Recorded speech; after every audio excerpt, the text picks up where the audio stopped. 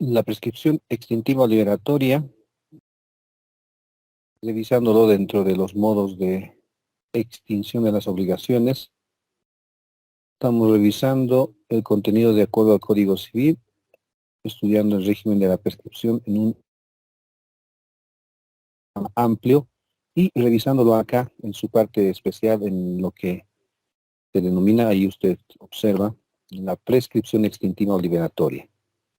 Concepto: la prescripción extintiva es un modo de extinguir los derechos patrimoniales por no ejercerlos su titular durante el lapso de tiempo o determinado por la ley.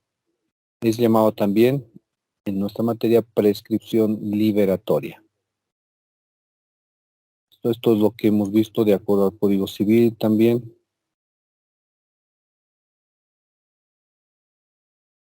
No se olvide que este régimen de la prescripción lo tenemos estudiado desde el artículo 1486. Tiempo, prescripción y de la caducidad.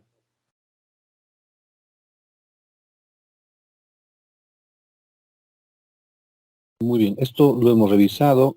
También hemos tomado en cuenta, hemos ubicado, hemos considerado que la prescripción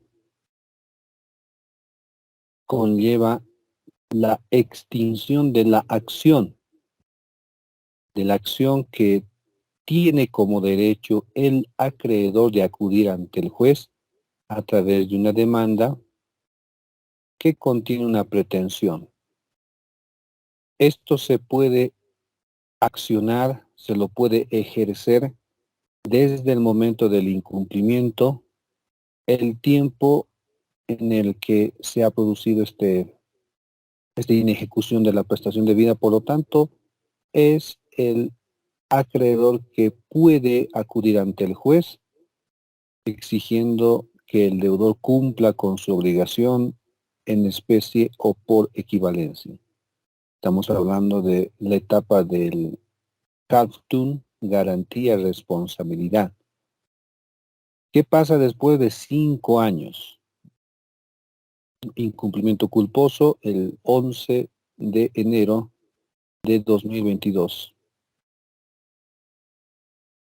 La acción, entonces, puede presentarse, puede ejercerse desde el 12 de enero de 2022. Desde el 12 de enero de 2022, la acción puede presentarse.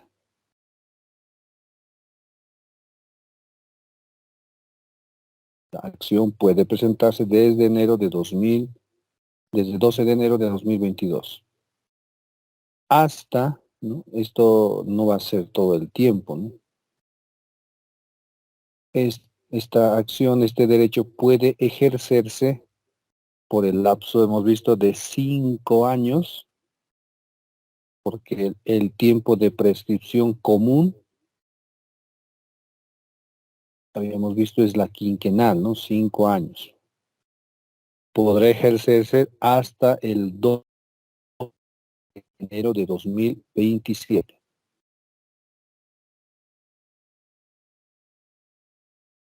Hasta el 12 de enero de 2027 pondríamos ahí como de paréntesis, nos referimos a 5 años. 5 años para poder ejercer esta acción. ¿Qué es lo que sucede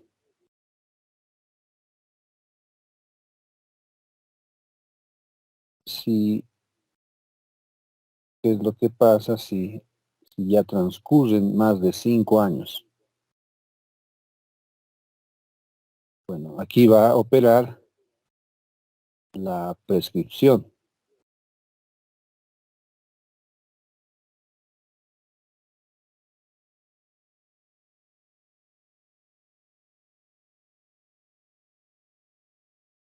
Aquí se va a producir la prescripción. esta prescripción es la quinquenal, la ordinaria. ¿En qué fecha? ¿Cuándo se va a producir esto? Esto se va a producir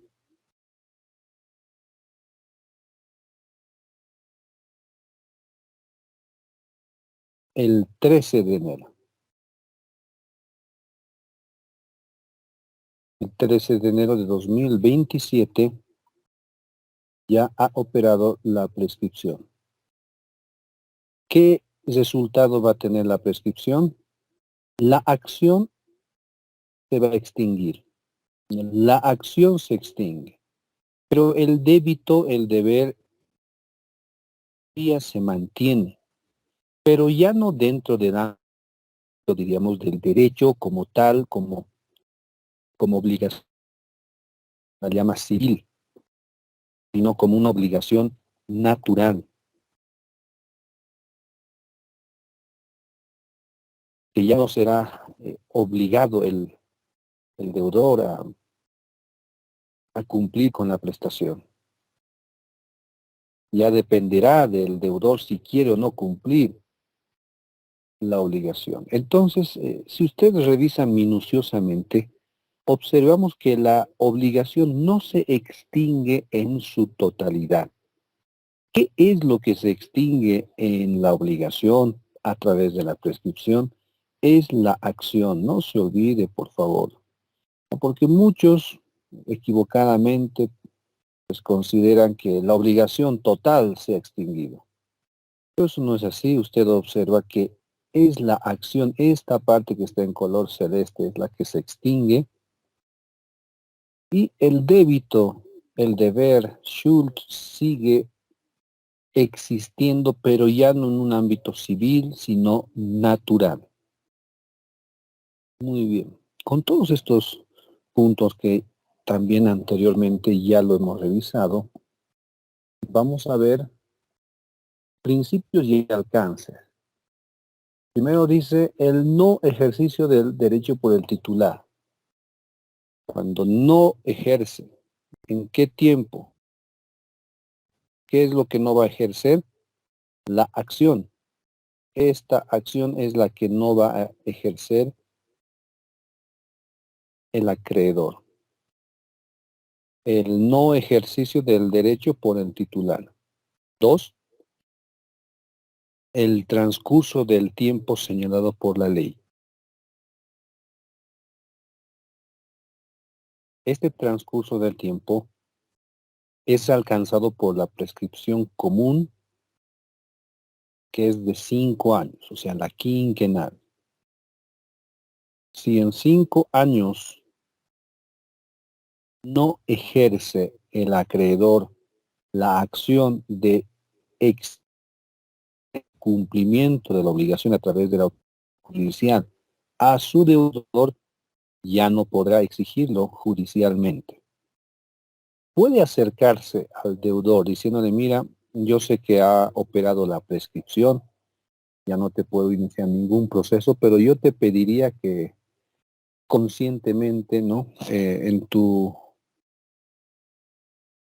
sentir humano puedas pagarme lo que me debes.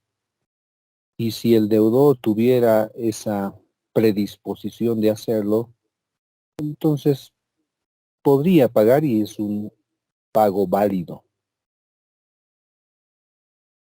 Eso sería algo que quisiéramos desde el punto o desde el lado del acreedor que ya ha sido alcanzado por la prescripción, ¿no es cierto? Podemos llegar a algún acuerdo, quizás decirle, mira, págame la mitad aunque sea, dame algo por lo menos, ¿no? ¿Y qué es lo que haríamos nosotros desde el otro frente? Nosotros diríamos, claro, que ya operó la prescripción, usted no tiene que pagar nada. Pero ¿qué tan justo o qué legítimo puede ser esto? Tal vez diríamos también desde esa perspectiva, mira, estoy obligado a pagarte el monto, pero voy a pagarte la mitad. para que veas que quiero agradecerte porque tú me has prestado en algún momento. Bueno, no sé, algunas de estas cosas que usted puede considerar. Ya, derechos patrimoniales están afectados a la prescripción. Todos los derechos patrimoniales. ¿Cuáles son estos derechos patrimoniales? Son aquellos derechos que están valorados económicamente, que están dentro del derecho humano. Derechos, ¿no? Hay derechos que no, son indisponibles. En 1492 dice eso, el parágrafo 1. Dice 92, parágrafo 1, efecto de la prescripción.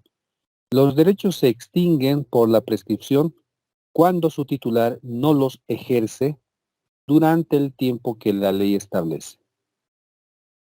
En primer lugar, entonces, existen algunos derechos que son imprescriptibles. Eso tenemos que conocer.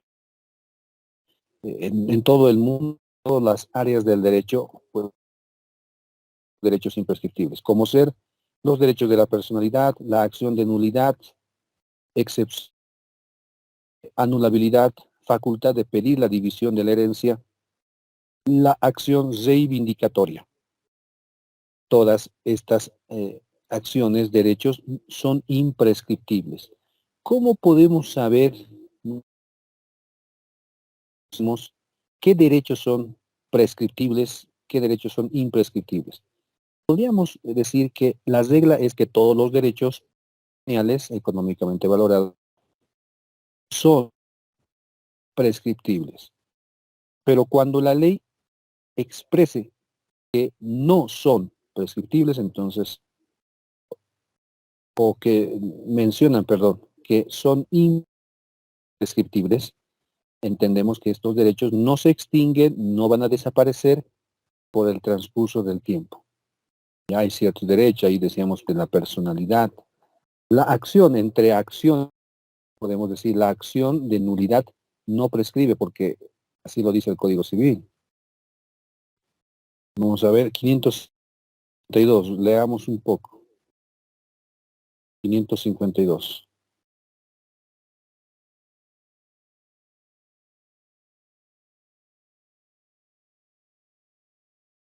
Imprescriptibilidad de la acción de nulidad, dice. La acción de nulidad es imprescriptible. Bueno, entonces, como acá nos dice que la acción de nulidad es imprescriptible, no le alcanza, ¿no? La prescripción. El 557 dice imprescriptibilidad de la excepción de anulación. La anulabilidad como excepción es imprescriptible. 1230. La división de la herencia. Acá dice de otro modo. Voy a leérselos. Dice el parágrafo 1, todo coheredero pedir siempre la división de la herencia. Siempre va a poder pedirlo. No hay un límite determinado de tiempo. Pues está expresado de otra manera, ¿no? 1450.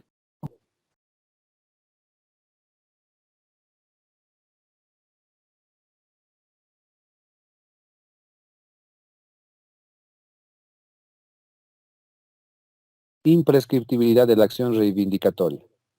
La acción reivindicatoria es imprescriptible salvo los efectos que produzca la adquisición de la propiedad por otra persona en virtud de la usucapión.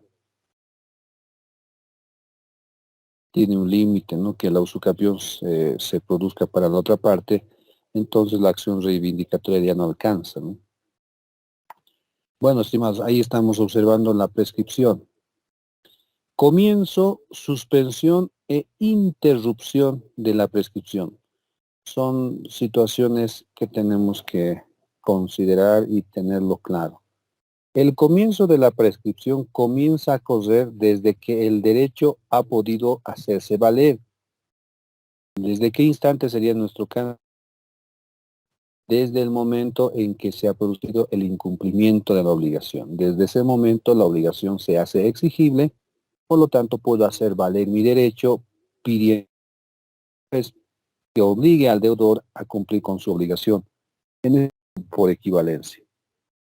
Dice también, o desde que el titular ha dejado de ejercerlo. Lo hemos leído el 1493. Es el comienzo. Desde ahí empieza a correr el tiempo de prescripción. Para nosotros, no nos olvidemos, desde el momento del incumplimiento, ya puede el acreedor ejercer su acción, su derecho de acción de acudir ante el juez. La suspensión, en primer lugar, la suspensión de la prescripción es aquel acontecimiento establecido por la ley, en el cual impide el curso de la prescripción. Escuchen muy bien. Suspensión es aquel acontecimiento, hay una situación que la ley es la que determina, no es que nosotros tenemos que determinarlo, ¿no? Es la ley que establece la acción del cómputo, ya del transcurso del tiempo. No va a contarse entonces, se va a detener. Algunos otros sinónimos, se va a congelar el tiempo, no se va a tomar en cuenta, aunque pasen 2, 3, 4, 5, 6, 7, 8 años, el tiempo no va a correr, no se va a tomar en cuenta para la prescripción. Por lo tanto, estas causas impiden el curso de tiempo de la prescripción. El mismo que continúa corriendo una vez que la causa impeditiva hubiese cesado. Si acaba la causa impeditiva, entonces también concluye esa causal que estaba suspendiendo el cómputo y por lo tanto seguirá corriendo. La ley establece cuáles son esas causas de suspensión. A ver, veamos, 1501, 1502. Situaciones en que casos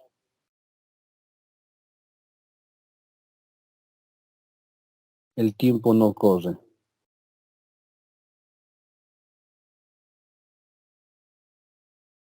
1501, aquí está. De las causas que suspenden la prescripción. 1501 general. La prescripción solo, únicamente, se suspende en los casos de excepción establecidos por la ley. 1502. Excepciones. La prescripción 1. Contra quien reside o se encuentra fuera del territorio nacional en servicio del Estado. En servicio del Estado hasta 30 días después de haber cesado en sus funciones. Entonces, si digamos el acreedor fuera nombrado embajador de Bolivia en un país y él viaja y está cumpliendo estas funciones, no va a correr el tiempo en su contra. Si tuviera algunos deudores, imagine que después de 5 años vuelva y se encuentra que ya prescribió, ¿no?, su acción. No va a correr ese tiempo, no se lo va a tomar en cuenta, y no va a correr hasta 30 días de haber cesado en sus funciones. Es una manera de protección, ¿no?, a los intereses de este servidor público que está cumpliendo un encargo, un servicio, una función a nombre del Estado.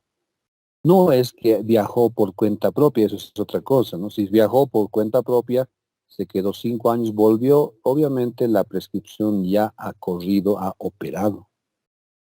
2. Contra el acreedor de una obligación sujeta a condición o día fijo, hasta que la condición se cumpla o el día llegue.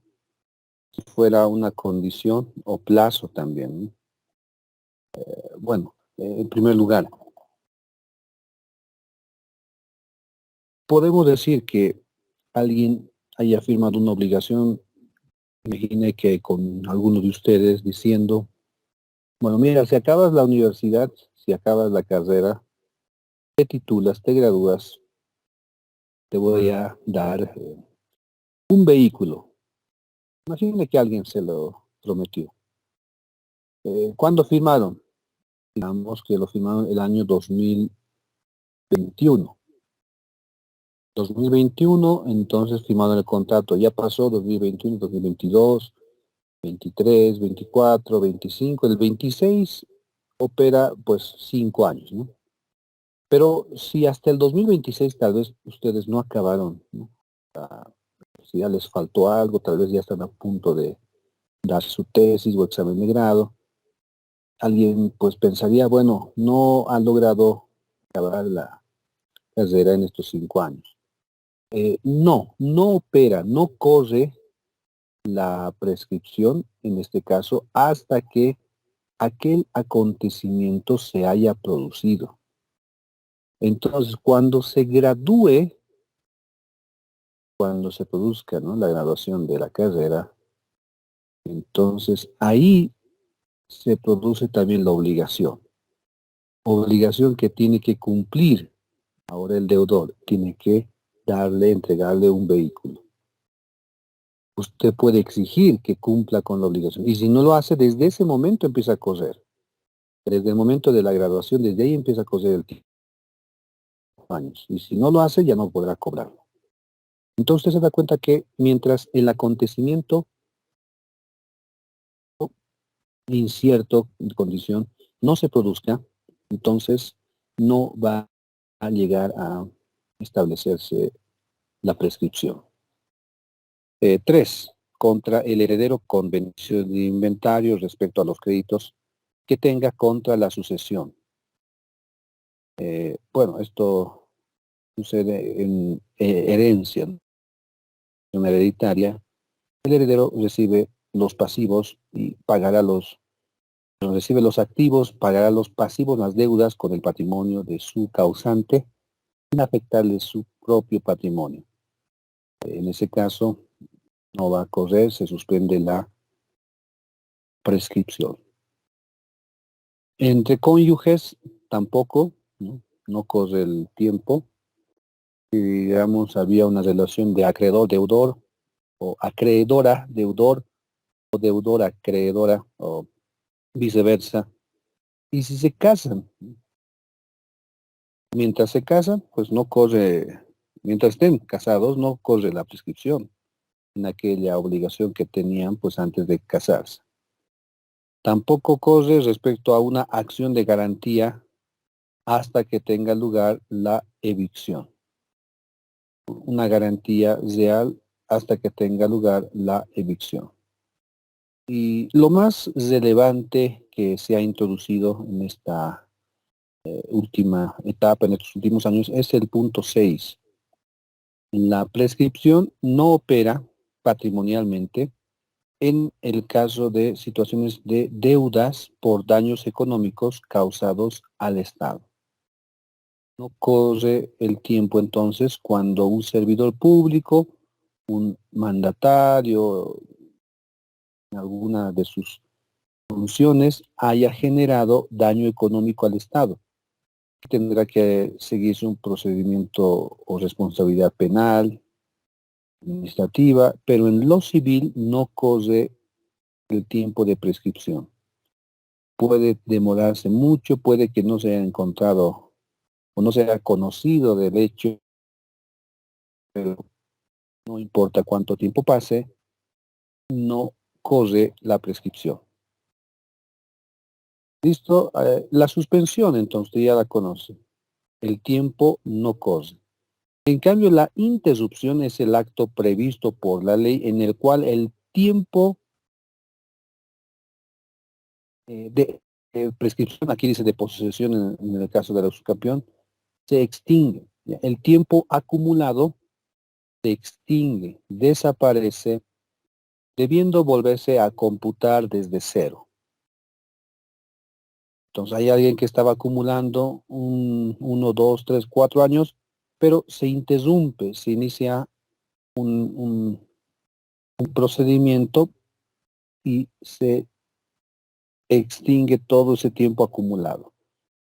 ¿Cómo se extingue? A ver, esto es cuando las personas a través de la demanda judicial, ¿ya? Una demanda judicial entonces va a producir esto, ¿no? Interpuesta por un tercero o el propietario del bien. Eh, bueno, alguien interesado, ¿no? El acreedor. La interrupción se produce con la citación. ¿Desde qué momento, desde qué instante presentamos la demanda? Muy bien. ¿Desde qué instante se produce la interrupción? Desde la citación. No se olviden. Puede que le hagan en algún momento una pregunta a usted, le digan, ¿desde qué instante se produce la interrupción de la prescripción dentro de un proceso judicial? ¿Desde qué instante usted tiene que responder? Desde la citación con la demanda. Pero si la citación es nula o tal vez se produce el desistimiento del proceso o finalmente la demanda queda improbada, no interrumpe la prescripción. Generalmente hay confusión, ¿no?, entre definir qué es la suspensión y qué es la interrupción. A veces se confunden entre ambas. Para que esto no suceda tenemos que repasar, recordar, estimados, ¿no? La suspensión no permite que el tiempo siga corriendo por una causa que la ley dice. La interrupción es que el tiempo acumulado se extingue por una situación legal, ¿no? Bueno, 1303, 1304, eso es lo que nos dicen, ¿no? Causas de la interrupción en la prescripción. 1503, interrupción por citación judicial y mora. Parágrafo 1. La prescripción se extingue por una demanda judicial, un decreto o un acto de embargo notificados a quien se quiere impedir que prescriba, aunque el juez sea incompetente. 2. La prescripción se interrumpe también por cualquier otro acto que sirva para constituir en mora al deudor. Ineficacia de la interrupción. La prescripción no se interrumpe si la notificación dentro de un proceso judicial se anula por falta de forma o se declara su falsedad. 2. En el proceso judicial igualmente, si el demandante desiste de la demanda, es decir, que no continúa, deja extinguir la instancia con arreglo al Código Procesal Civil. 3. Si el demandado es absuelto de la demanda, si es que queda una sentencia probada a su favor. Muy bien, tiempo necesario para prescribir. ¿Cuánto se requiere? La inacción prolongada de un sujeto titular de un derecho patrimonial conduce a la prescripción, pero varía en cuanto al tiempo, según corresponda.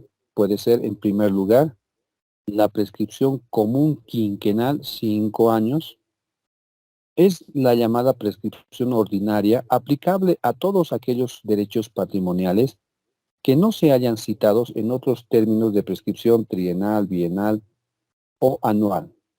El tiempo es de 5 años. Lo hemos leído, el tiempo de prescripción común, 1507. Prescripción común quinquenal. Tenemos la prescripción trienal. Opera la prescripción en 3 años. ¿Qué opera en 3 años la prescripción? Mire, el resarcimiento del daño por hecho ilícito. Si es un hecho ilícito que ha provocado un daño patrimonial, solo tiene 3 años para poder exigirlo, nada más. Contados desde que el hecho se verificó, y si es un delito penal, prescribe junto con la acción penal, si es que no se hubiera iniciado un proceso penal también. Ahí tenemos. ¿Ya? Opera la prescripción trienal por el resarcimiento de daño por hecho ilícito y también por un delito en la acción penal, ¿no? Delito junto con la acción penal. Bienal, anual, 2 años, ¿no? Un año.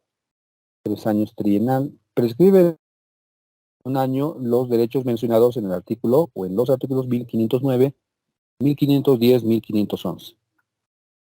Recuerdo que en un examen de grado se le preguntó al postulante, explique cuáles son los tiempos de prescripción.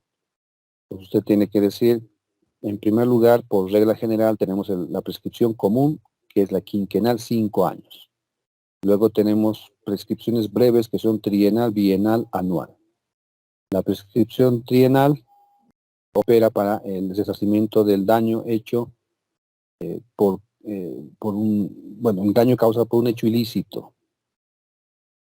La prescripción bienal, en 2 años, estimados, los cánones de arrendamiento. Si en 2 años el propietario podía cobrar, ¿no?, el arrendamiento, el canon, el alquiler que le debían, no lo ha hecho en 2 años, prescribe. También los intereses de las cantidades, los intereses en 2 años. En general, dice, todo lo que debe pagarse periódicamente por un año o por plazos más cortos, prescriben en 2 años. Otras prescripciones bienales, dice, uno, de los profesionales en general a la retribución de sus servicios y a los gastos realizados.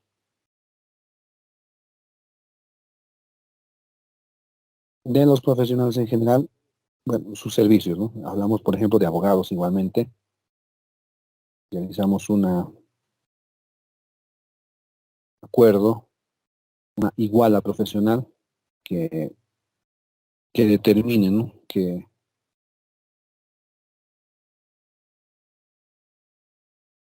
hay una persona que nos debe por los servicios prestados, ¿no?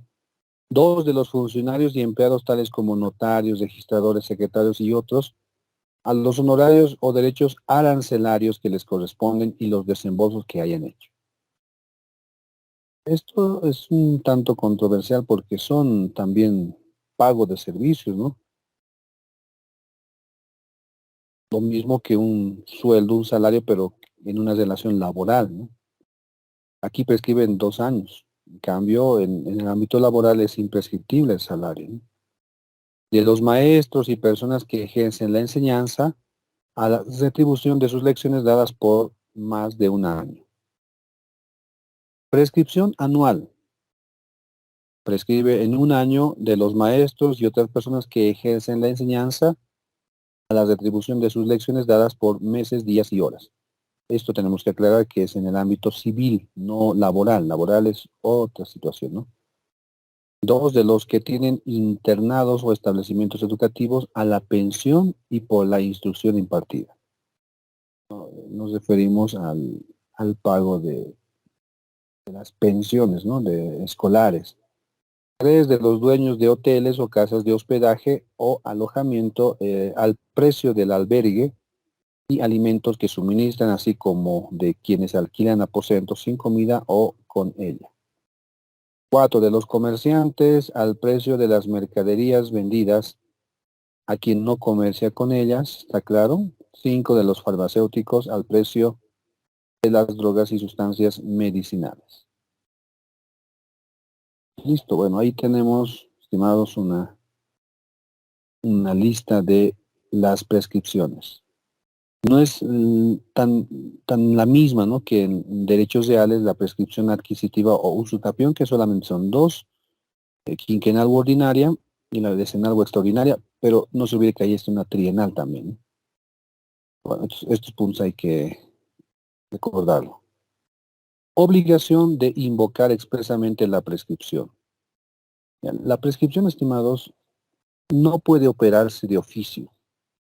Tiene que invocarse, o sea, tiene que solicitarlo a alguien. Y si no lo solicita, no va a poder beneficiarse la otra parte de la extinción de la acción, es decir, el deudor.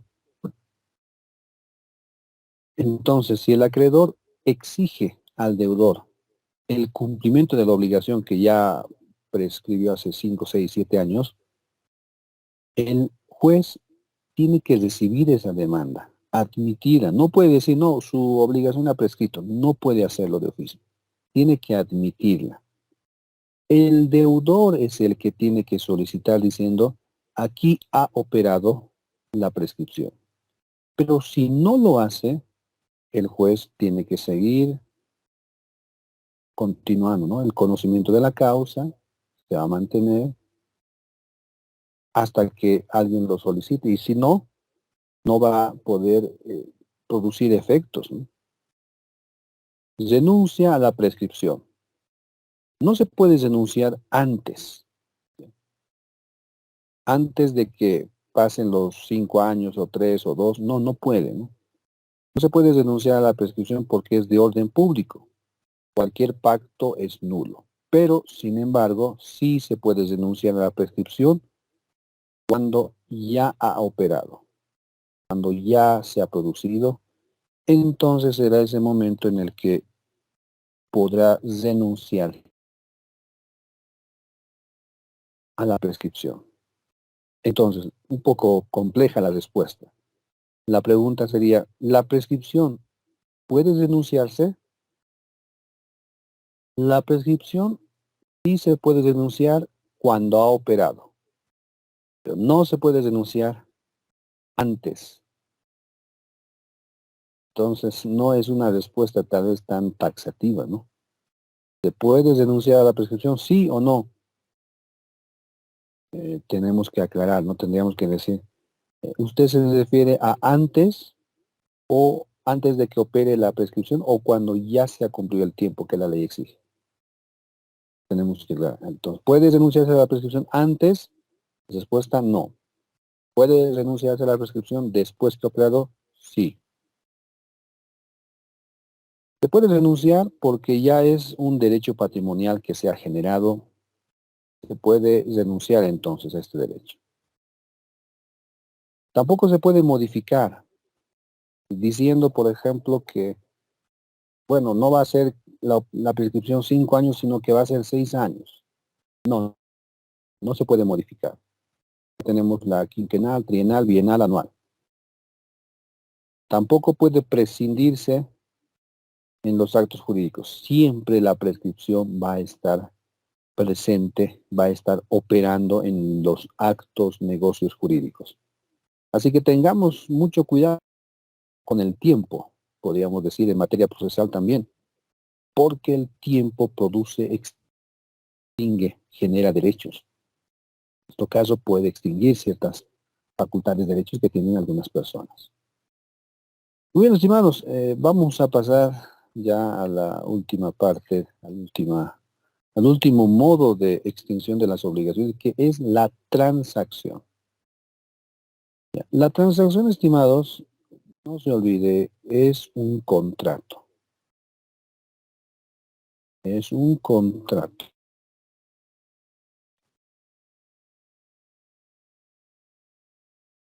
Anteriormente en el Código de las Familias, bueno, en el anterior sería Código de Familia, se lo denominaba a aquel acuerdo que llegaban de los cónyuges para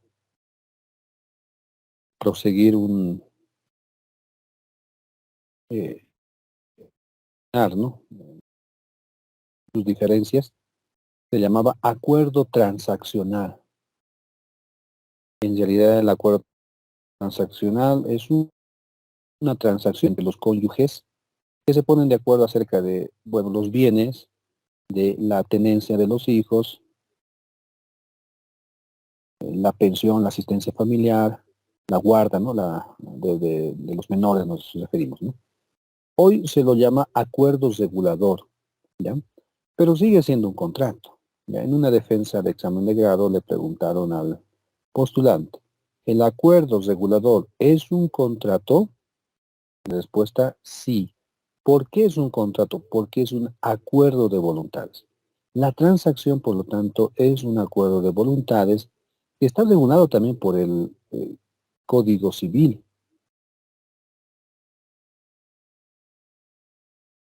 Podemos ir a ver.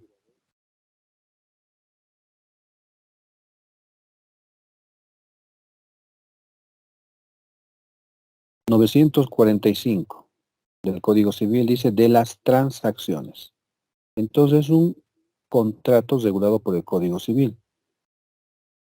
A ver, concepto y antecedentes históricos. La transacción es un contrato por el cual, mediante concesiones recíprocas, podemos decir mediante denuncias recíprocas, se dirimen derechos de cualquier clase para reconocerlos, o terminar litigios, o no empezarlos. Siempre que estas denuncias, estas concesiones no sean contra la ley. O sea, no puedo renunciar tampoco a otros derechos que la ley no me lo permite. Y tiene que ser siempre en el marco legal, ¿no? Esa es la transacción. Voy a leer el 945, parágrafo 1. La transacción es un contrato por el cual, mediante concesiones recíprocas, se dirimen derechos de cualquier clase, ya sea o ya para que se cumplan o se conozcan, ya para poner término a litigios comenzados o por comenzar, siempre que no esté prohibida por ley. Muy bien. 2. Se sobreentiende que la transacción está restringida a la cosa u objeto materia de ella, por generales que sean sus términos. Muy bien. En Roma se la llamaba transactio, que se vinculaba con el pactum, que era aquella manera de eliminar total o parcialmente una acción. Esto era para evitar, por lo tanto, que alguien pueda llegar hasta la autoridad jurisdiccional y que se lleve adelante. Pero llegar al acuerdo transnacional en un contrato y finalizaban con sus acuerdos alcanzados, ¿no? Ambos se vinculan en los códigos gregoriano, hermogeniano y teodosiano. Requisitos de la transacción. 1. Acuerdo de partes con la finalidad extintiva. Están de acuerdo en poner fin a las relaciones jurídicas, a los efectos jurídicos que se han producido, que han nacido. 2. Hay concesiones recíprocas de las partes sin importar la cuantía.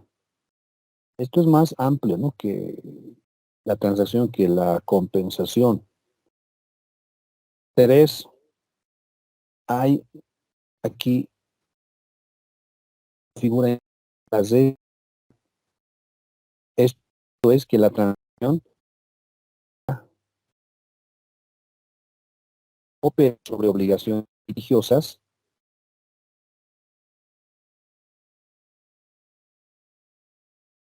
Esto es porque queremos solucionar las dificultades, los intereses, pretensiones que son de dudosa situación. Me parece que es más grave el tema del divorcio, ¿no? El divorcio, por ejemplo, podría determinar eh, que la tenga por papá, o no, podría determinar también la división de los bienes de que no saben, ¿no? O sea, que podría decir el juez, estos bienes para el cónyuge, para la esposa o el esposo, etcétera, ¿no? Todo es dudoso. Así que ellos ambos se ponen de acuerdo y ya determinan qué es lo que está sucediendo, ¿no? En este caso, ¿no?, hablamos de una res dubia, capacidad también de disposición de los bienes. En una relación jurídica obligacional, tenemos que estar seguros de que, claro, existe la obligación válida, legítima, y que el deudor no está pudiendo cumplir con la obligación. Algo ha sucedido que nos lleva a que podamos llegar a un acuerdo, ¿no? Naturaleza jurídica, vemos que la transacción considerada como una convención liberatoria, un contrato extintivo. La convención liberatoria considera que la transacción no es un contrato porque el contrato genera obligaciones. La transacción no origina nada, se las más bien extingue. Se dice que es un acto jurídico extintivo.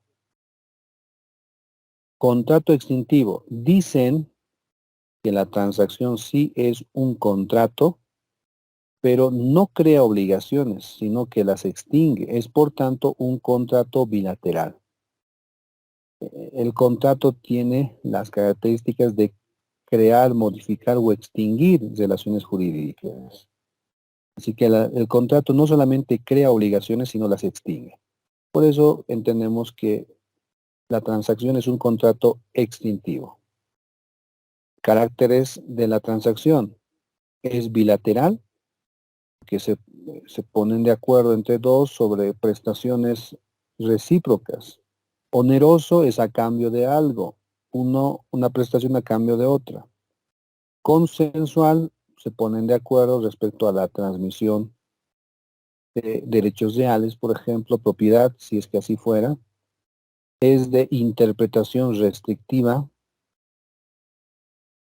es declarativa, no extintiva.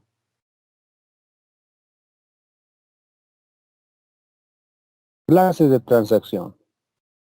La transacción puede ser convencional, también llamada extrajudicial.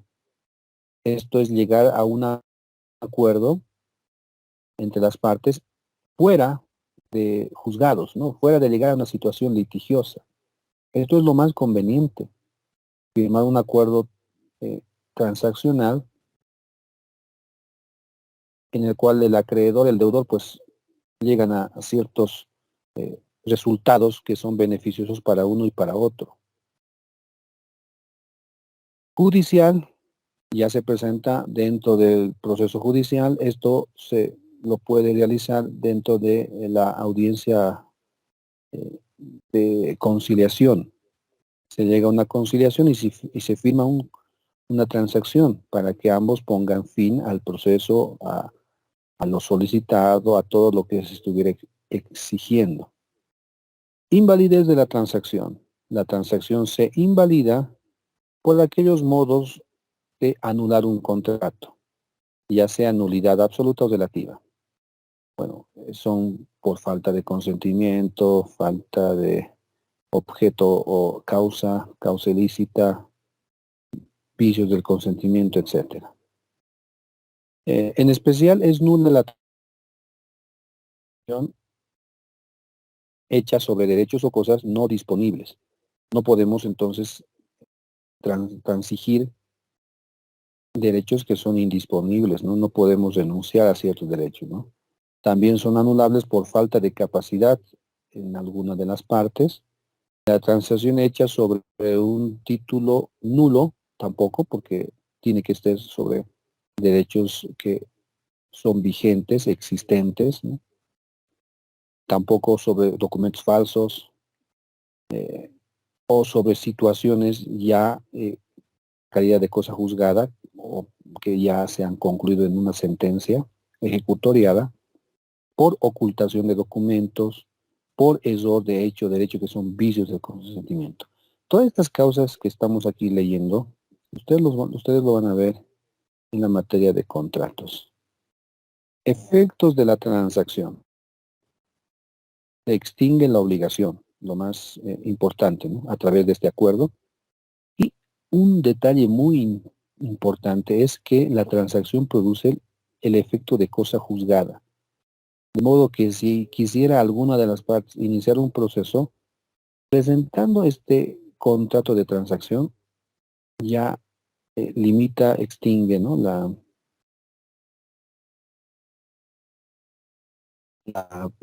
intención, ¿no?, jurisdiccional que tiene como demandante alguna de las partes, ¿no?